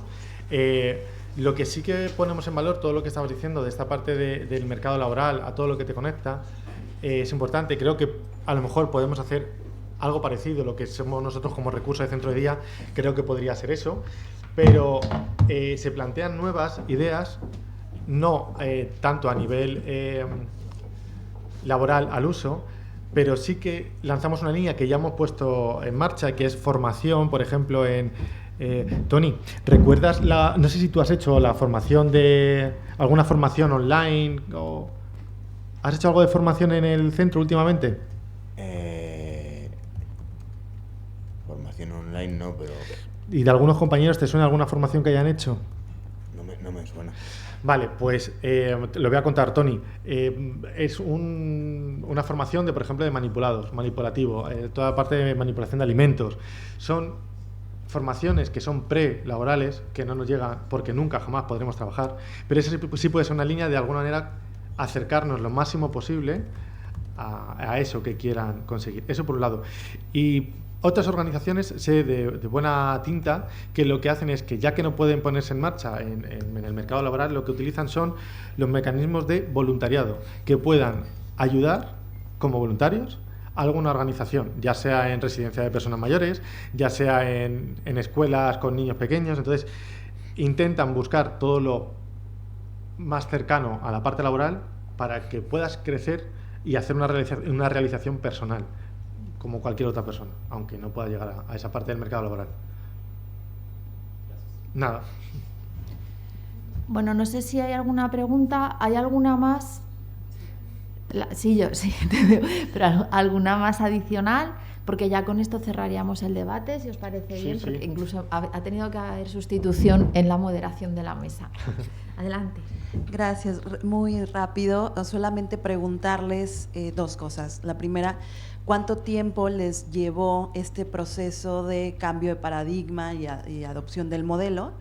Y segundo, dentro de esta construcción de una comunidad de práctica como la que ustedes tienen, ¿cuáles fueron las principales resistencias y quiénes fueron sus principales aliados o aliadas?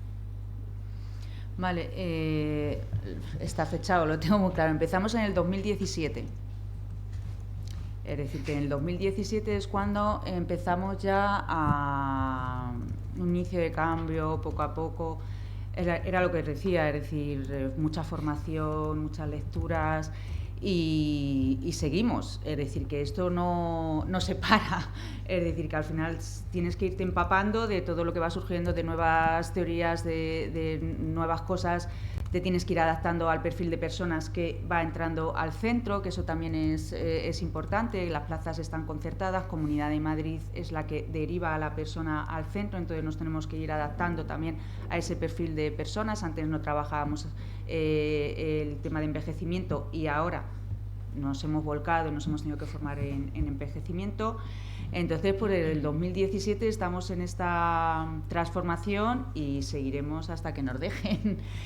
Y lo más complicado fue que los apoyos entendieran el cambio de paradigma después de, sobre todo porque venimos de una formación, desde que nos formamos nos cuentan que el profesional está aquí y el resto de personas a las que atiendes o estás con ellas está mucho más para abajo, y luego los años que hemos estado trabajando con el anterior modelo. Entonces la mayor resistencia fueron los apoyos y luego pues las familias. Con las familias también tuvimos ahí una crisis de madre mía, ¿qué estáis haciendo? ¿Cómo dejáis que mi hijo o mi hija vaya solo a tal sitio? Es decir, que yo creo que lo más importante, porque es verdad que la entidad, en nuestro caso la asociación, apoyó desde el minuto 1 y apostó por ello, no tuvimos ahí ningún problema.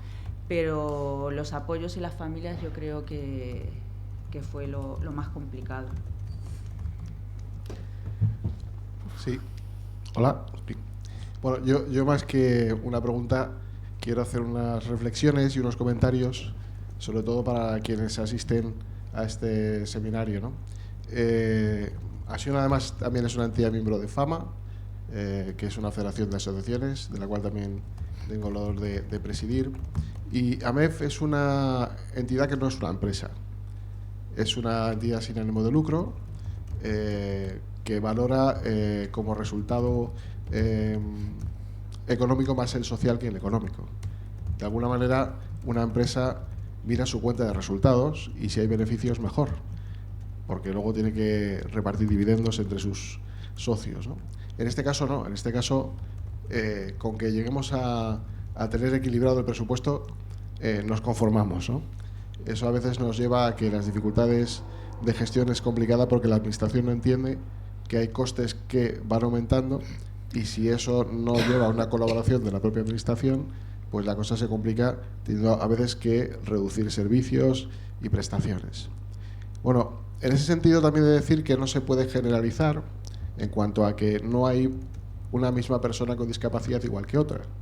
Por tanto, hay que hacer una atención centrada en la persona, pero de manera específica y personalizada. Estamos hablando de un centro de día, no es una residencia, no son centros de entrenamiento, digamos, para la autonomía personal que están complementados con otros programas de empleo. Lo digo para que también en esa parte tan interesante que has puesto Andrés, compañero Andrés, se tenga en cuenta que en estos centros creo que está más enfocado, si no sé si me corregís, en potenciar la actividad comunitaria, ¿no? En hacer la vida mucho más fácil a personas que son muy dependientes y que en gran medida tienen problemas cognitivos y eso dificulta la socialización. Yo me acuerdo en pandemia que, bueno, nos reíamos relativamente, claro, pero era algo así como que muchas personas estaban como tirándose de los pelos porque no podían salir de casa, cuando muchas personas con discapacidad fuera de la pandemia no pueden salir de sus casas porque tienen problemas de socialización. Y ahí es donde interactúa AMEF de manera muy significativa. Tampoco está la administración en copiar modelos, porque esto es un modelo de éxito que desde luego puede dar cabida a que las personas en un momento determinado de dificultad, donde sus seres queridos que les ayudan, a mí es que no me gusta hablar de cuidador, me gusta hablar más de que te asistan, más de que te cuiden, sobre todo porque tengan una capacidad de decisión, pues cuando no estén, la vida sea un poco más llevadera, ¿no? Y creo que es importante diferenciar entre este tipo de centros, como digo, los centros de entrenamiento para la autonomía personal, como cualquier otro, porque cada uno tiene su función, ¿no?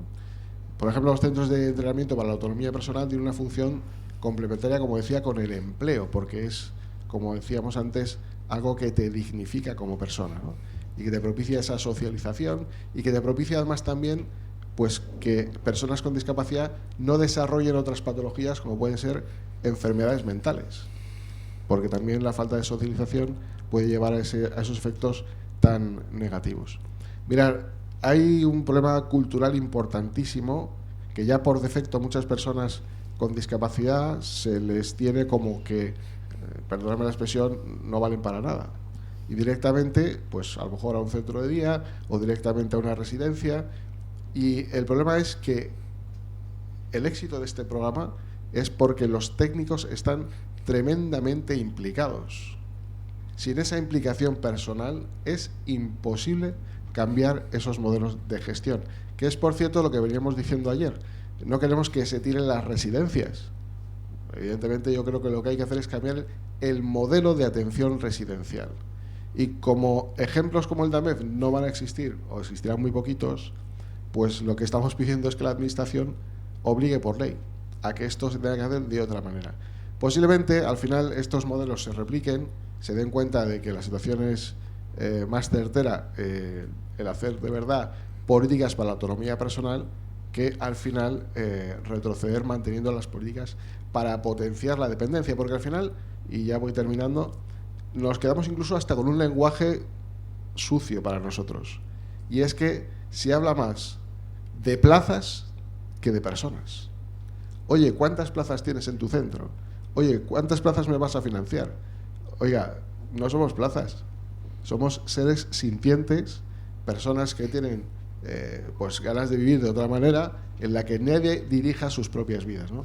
Y por tanto yo creo que hasta esa terminología tan hiriente debe de cambiar. Bueno, estamos en un proceso, como digo, cultural, que es el que mueve todo. El político, el económico, al final es un concepto que, como digo, hasta que no nos enteremos nosotros mismos, incluso los que están gobernando, que tienen la capacidad de transformar las cosas desde donde están, que lo que se está haciendo es bueno para todos, hasta para ellos mismos cuando lleguen a ser mayores, pues yo creo que eso no podremos avanzar de manera tan veloz como queremos, ¿no? Pero bueno, ahí tenéis un ejemplo que, fruto de la implicación de la parte técnica, desde luego puede ser totalmente replicable, un ejemplo de buenas prácticas y que desde luego conocíamos, y por eso hemos querido que lo conocierais hoy aquí de primera mano. Así que enhorabuena y muchas gracias. Gracias. Gracias, Javier. Un momentito, pero yo he dicho que era la última pregunta, pero un poco por completar el círculo, porque tú ya nos contabas, ¿verdad?, que estás más contento con este modelo, pero me gustaría saber cuál es la opinión de las personas que trabajáis en general. Cuando vais al trabajo, ¿vais más contentos ahora que antes o igual? O... Mira, yo es que hablo en primera persona, porque a la primera que tuvo que convencer Sergio fue a mí, para luego llevar todo, y yo soy la de la bata. Entonces yo llegaba al trabajo y yo necesitaba mi espacio necesito mi espacio de ponerme mi bata y asumir el rol de tal. Y ahora es llegar al trabajo, venga, vamos a hacer esto, vamos a tal. Es decir, es que es completamente distinto. Es que te da vida no tanta formalidad, sino que al final estás en un ambiente súper amable y demás. De todas maneras, una de las cosas que quería decir, como ya para finalizar, que esto es entusiasmo, es pasión, es vivirlo a tope, porque es que es un cambio que es que hasta a nivel personal te cambia, ¿no? La mirada de tu vida y de todo, ¿no? Entonces yo de verdad que os animo a intentar llevarlo a cabo allá donde podáis llevarlo a cabo. Pues es emocionante, vamos, es que... Pues muchísimas gracias, Toni, muchísimas gracias, Arantxa, muchísimas gracias, Sergio. No sé si queréis decir algo más, ¿no? Me voy a animar a una última cosa, ¿vale? Porque justamente con la reflexión que estaba haciendo Javier, muchas gracias, Javier, por poner esto último y que quede ahí en la cabeza, cuando estamos hablando de instituciones, todo este tiempo que hemos estado hablando de instituciones, hablar de un piso tutelado, un piso en la comunidad, digamos que es lo más cercano a una no institucionalización, pero depende solo de cómo se presten los apoyos, puede haber una vivienda, una casa con unos apoyos que sí que otorguen a la persona un espacio y que puedan acompañar a la persona en lo que quiera la persona, pero si es un piso tutelado al uso donde hay que hacer horario, estructura, eso es institucionalización, por mucho que sea un piso en comunidad, ¿de acuerdo? Eso ya como Una familia, yo diría, puede ser no acabamos nunca. Sí, también. Bueno, insisto, muchas gracias a las 3 personas que me acompañan en la mesa, compañeras, compañero. Muchas gracias a Javier por presentarnos. Por el momento suspendemos. Si os parece, a la 1:15 volvemos, porque Sergio nos quiere contar algo de un proyecto, Sergio González, y ya clausuraríamos. Muchísimas gracias.